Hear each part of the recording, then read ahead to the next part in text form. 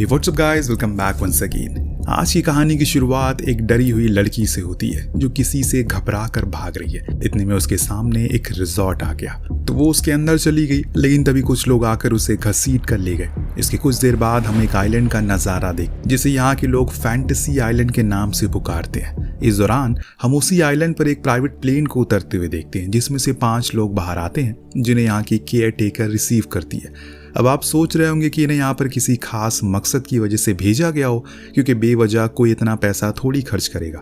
तो हम आपको बता दें तो इन 5 ने एक कॉन्टेस्ट जीता है जिससे कि इन्हें खास ट्रिप ऑफर हुई है और जीत को ये खूब मजे से एंजॉय करने वाले हैं। जूली जो कि केयर टेकर है वो उन्हें बताती है कि यहाँ पर उनकी सभी फैंटेसीज पूरी की जाएगी, बस उन्हें वो सोचना है, तब तक वो जाकर मस्ती करे। थोड़ी देर में मिस्टर रोर उनसे मिलने के लिए आते हैं जो कि यहाँ के ओनर है। सभी के जाने के बाद हम कुछ अजीब सी चीज को देखते हैं जो किसी काले पदार्थ जैसी लग रही थी, जिसे देख जूली की नाक से खून आना शुरू हो जाता है। फिलहाल उधर ओनर उन 5 से मिलकर बहुत खुश थे और उन सभी को वेलकम ड्रिंक ऑफर करते हैं। देन उन्हें बताते हैं कि आज की रात उनके लिए बहुत ही ज्यादा स्पेशल होने वाली है, क्योंकि उनके पास मौका है कि वो कोई भी एक फैंटेसी मांग सकते हैं जो उनकी उसी समय पर पूरी हो जाएगी। लेकिन बस मैं उन्हें बता दूं कि फैंटेसी का एंड कैसा होगा वो उसी शख्स पर निर्भर करता है जिसने उसे मांगा है। और ध्यान रहे, बस एक ही बार मौका मिलेगा तो बहुत ही सोच समझकर अपनी विश को मांगना। तो सबसे पहले फैंटेसी पूरी होती है उन 2 स्टेप ब्रदर की जो खुद को ब्रदर फ्रॉम अनदर मदर के नाम से पुकारते हैं। उन्हें एक बड़ी सी रेव पार्टी में एंटर करके खूब मस्ती करनी थी, इसीलिए मिस्टर रोर उन्हें वहीं लेकर जाते हैं जहां पर एक रेव पार्टी हो रही थी जिसमें वो खूब मस्ती करते हैं। दूसरे दिन बारी आती है ग्वेन की, जिसे उस पल को फिर से जीना था जब उसने अपने एक्स के शादी के प्रपोजल को इनकार किया था, जिसके लिए मिस्टर रोर उसे एक गेट के पार लेकर जाते हैं जहां पर सब कुछ उसी दिन की तरह था और वहां उसका एक्स भी मौजूद था, जिसे देखकर ग्वेन तो हैरान ही रह गई। वहीं दूसरी तरफ मेलोनी को अपने बचपन के बुली से बदला लेना था जो कि वो बखूबी लेती भी। अब सबसे आखिरी में बचता है पैट्रिक, जिसने अपने डैड की तरह एक जंग में जाकर दुश्मनों को मारना था जैसे उसके डैड किया करते थे। फिर उसी में उनकी मौत भी हो गई। अब 5 ही लोग बहुत खुश थे, उन्होंने अपनी अपनी कल्पनाओं को पूरी तरह से जिया है। लेकिन ये चीज दिखने में जितनी सरल थी वैसी हकीकत में कुछ भी नहीं था। जैसे कि मेलोनी को लगा कि जब वो मेडिसिन जो कि स्कूल का बुली थी उसे चोट पहुंचा रही है तो सब कुछ नकली था, लेकिन कुछ ही देर बाद जब उसने लाइव फुटेज को देखा तो उसे यकीन हो गया कि वो सब कुछ सच था। इसीलिए वो फौरन उसे बंद करने की जिद करने लगी, लेकिन वहां कोई नहीं था जो उसकी आवाज को सुन सके। ऐसे ही कुछ पैट्रिक के साथ भी हुआ। जब मिस्टर रोड ने उसे जंगल में छोड़ा जंग लड़ने के लिए तो वहां उसे डीमन नाम का एक बूढ़ा आदमी दिखा जो उसे बड़ी ही डरी हुई आवाज में कहता है कि इस आइलैंड पर भरोसा मत करना, ये सब कुछ खत्म कर देता है। जैसे तुम्हें अपने पास दिख रहा होगा वैसा कुछ भी नहीं है। पर पैट्रिक उसकी एक नहीं सुनता और आगे बढ़ जाता कि तभी वहां कुछ सोल्जर आते हैं जो उसे बंदी बना लेते हैं। उसे लगता है कि ये सब कुछ एक खेल का हिस्सा है, लेकिन जब आगे जाकर उसे खुद के पिता जिंदा हालत में दिखते हैं तो उसे खुद की आंखों पर यकीन नहीं होता, क्योंकि वो 18 साल पहले मर चुके थे। लेकिन वो उनसे अब बात करने की कोशिश करता है, लेकिन तभी वहां कुछ उग्रवादी हमला करते हैं जिसे एक गोली पैट्रिक के हाथ में भी लग जाती है। क्या सच में ये सारी चीजें रियलिटी है? खैर, अब रेव पार्टी खत्म होती है और वो दोनों भाई विश करते हैं काश उनके पास एक सीक्रेट रूम हो जिसमें ढेर सारे असला बारूद होते जिनसे वो अपने दुश्मनों को मार सकते। अब दोस्तों, उन्होंने यहाँ बोला ही था कि दूसरी तरफ इनकी ख्वाहिश पूरी हो जाती है। इन्हें हूबहू वैसा ही कमरा मिल जाता है जिसने सब कुछ लोडेड था। मेलोनी जो कि अपनी दोस्त को बचाने की कोशिश में लगी हुई थी, क्योंकि अब वहां एक डॉक्टर आता है जिसके पास कुछ सर्जिकल टूल थे, यानी कि वो उसके ऊपर टॉर्चर करने वाला है जो कि वो नहीं चाहती। लेकिन एक मिनट दोस्तों, मेलोनी ने तो खुद ही ये विश मांगी थी, तो अब उसे परेशानी क्यों हो रही है? आपको याद ही होगा कि शुरुआत में मिस्टर रोन ने क्या कहा था, जो कुछ भी विश होगी उसे सोच समझ कर मांगना, उसका अंत भी वैसे ही होगा। शायद इन लोगों ने उसकी बातों को मजाक में ले लिया होगा। डॉक्टर अब उसके हाथ को काटने जाने वाला था, क्योंकि उसे खुद मेलोनी ही इंस्ट्रक्शन दे रही थी उल्टे सीधे बटन को प्रेस करके। इसीलिए इस बार उसने खुद का दिमाग लगाया और उसे राइट साइड आने को कहा। जैसे ही वो आया उसने उसके ऊपर उबलता हुआ पानी गिराकर एक जोरदार करंट दे दिया, जिससे वो वहीं गिर पड़ा और अब वो जैसे तैसे करके अंदर गई और मेडिसिन को लेकर भागना शुरू कर दिया।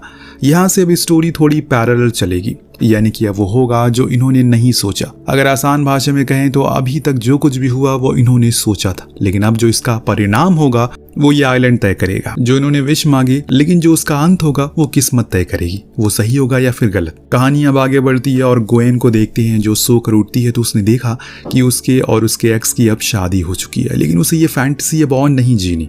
वो बार बार मिस्टर रोड से इसे रिमूव करने को कहती है, पर वो उसे दूर उसके हस्बैंड और उसकी बेटी को देखने को कहते हैं। जी हाँ, ग्वेन की बेटी भी हो चुकी है, क्योंकि यही फैंटेसी उसका फ्यूचर है। लेकिन वो अब इन चीजों को जीना नहीं चाहती। उसे ये सब कुछ रियल नहीं लगता और ना ही उसे अपने पिछले 5 साल की कोई भी बातें याद है। इसीलिए वो उसे मिन्नतें करती है कि उसकी फैंटेसी को चेंज कर दे।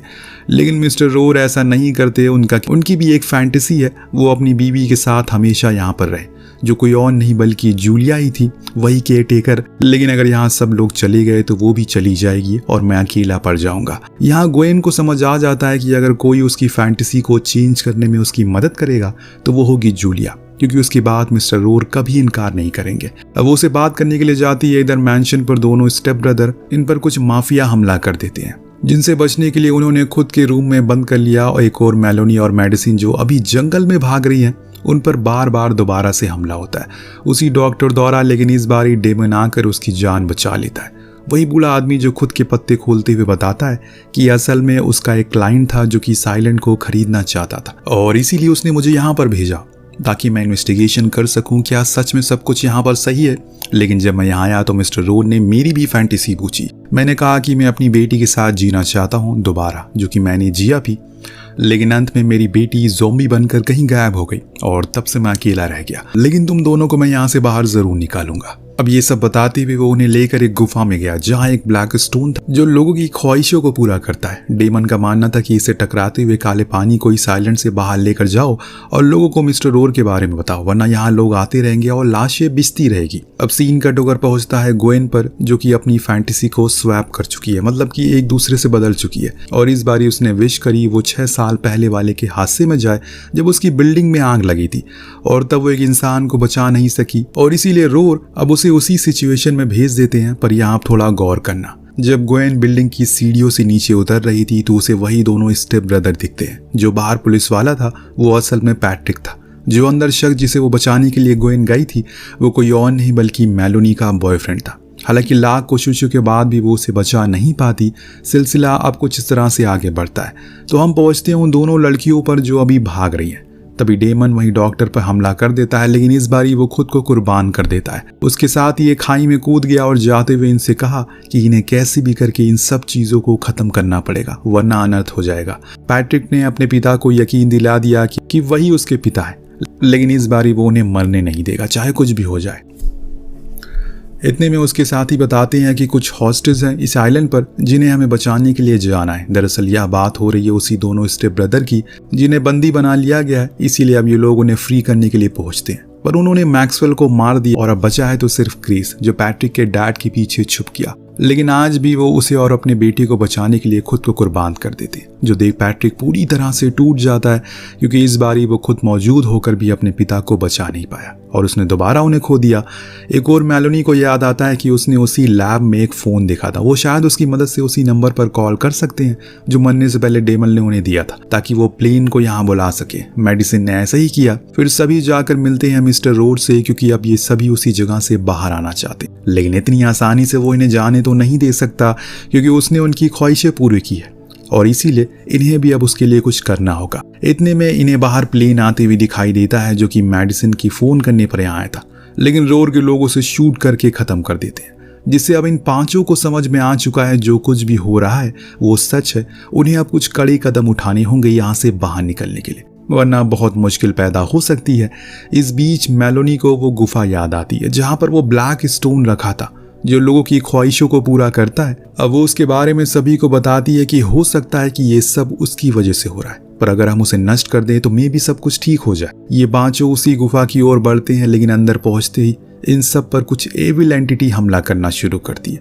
जैसे सबसे पहले पैट्रिक को पानी के अंदर कोई खींच लेता है, जो कोई और नहीं उसके पिता ही थे। तो वहीं ग्रेस को मरा हुआ मैक्सवेल दिखता है, जो उसे कहता है ये सब जो उसने किया है वो बिल्कुल गलत किया है, उस दिन तुम्हें उसे बचा लेना चाहिए था। तो वहीं पैट्रिक को भी यही कुछ शब्द उसके पिता से सुनने को मिलते हैं, पर यहाँ किस दिन की बात हो रही है तो ये हमें अब पता चलता है, क्योंकि इस कहानी का असली राज खुलता है। दरअसल ये सब जो कुछ भी हो रहा है वो सिर्फ और सिर्फ एक ही फैंटेसी से हो रहा है, जो कि है मेलोनी की, क्योंकि उसे लेना था रिवेंज इन सब से अपने बॉयफ्रेंड निक की मौत का, क्योंकि इन लोगों के पास मौका होते हुए भी इन्होंने उसे नहीं बचाया। मेडिसिन जब उसे मेडिसिन जब उसे बुली किया करती है तो उसके बाद निक ही था जो मेलोनी को सहारा देता था, लेकिन उन्होंने उसे भी नहीं बचाया। इतने में वहां पर मिस्टर रोर आते हैं जो गोएन के हाथों से ग्रेनेड ले लेते हैं और मेलोनी से कहते हैं कि वो अपनी फैंटेसी को ऐसे अधूरा ना छोड़े, वो उसे पूरा कर दे। इसीलिए वो उसे पूरा करने की फिराक में लग जाती है, लेकिन जाते टाइम रोर के पास बीमार जूलिया आती है जो अब इस तरह से फैंटेसी में जीकर खुश नहीं है। वो चाहती है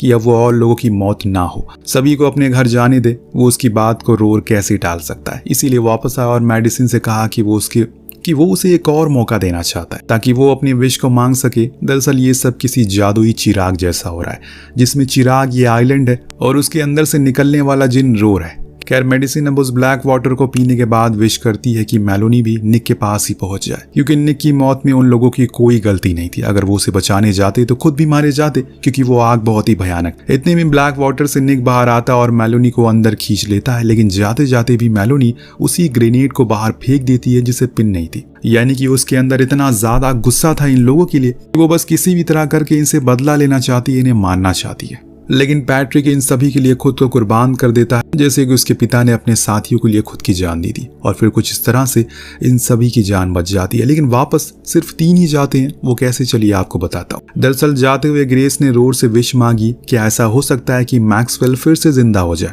और उसके साथ घर जाए। उसने कहा कि हाँ क्यों नहीं, लेकिन उसके लिए उसे एक कीमत चुकानी होगी, यानी कि तुम्हें यहीं पर हमेशा इसी आइलैंड पर रहना पड़ेगा। ग्रेस ने थोड़ी देर सोचा और फिर हाँ कह दिया, जिसके बाद हम मैक्सवेल, गोएन और मेडिसिन को उस प्लेन में देखते हैं तो वहीं किनारे पर खड़े थे रोर और ग्रेस, यानी कि टैटू, जो कि अब उसका नया नाम होने वाला है। दरअसल ये सब करा धरा मिस्टर रोर का था, जिसने अपनी मरी हुई बीवी को जिंदा करने के लिए एक रहस्यमय आइलैंड को खोजा, फिर बार बार यहाँ पर लोगों को लाता रहा ताकि उसकी बीवी जिंदा रहे। लेकिन अब सब कुछ खत्म हो गया है, क्योंकि अब यह नकली जिंदगी जूलिया को नहीं जीनी। लेकिन क्या सच में सब कुछ खत्म हो जाएगा? आपको क्या लगता है? मेरा सवाल आपसे, अगर आप ऐसे किसी आइलैंड पर फंस जाते हैं या फिर चले जाते हैं तो आप क्या विश मांगेंगे? हमें कमेंट करके जरूर बताएगा। मिलते हैं अगली वीडियो में। Thank you so much watching. Peace out.